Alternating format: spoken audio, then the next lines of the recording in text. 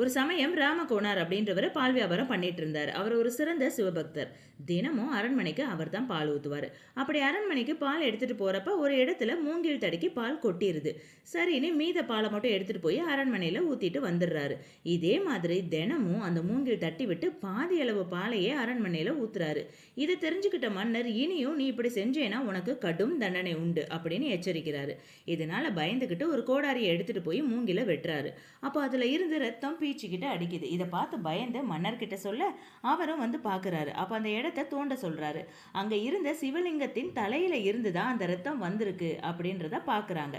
இதை பார்த்த எல்லாரும் சிவபெருமான வேண்டி நிற்கிறாங்க. அப்போ சிவபெருமான் எல்லாத்துக்கும் காட்சி கொடுத்து ஆசையும் வழங்குறாரு. சின்னதாக இருந்த அந்த லிங்கம் வளரணும்னு ராமகோனார் வேண்டுனதுனால சிவலிங்கமும் வளருது. அவர் வேண்டி வளர்ந்த நாதர் என்பதனாலேயே வேணுவன நாதர் என பெயரும் வந்திருக்கு. அவர் தான் திருநெல்வேலியில் உள்ள நெல்லையப்பரான வேணுவன நாதர். இந்த கதை உங்களுக்கு பிடிச்சிருந்துச்சுன்னா please subscribe, like and share. Thanks.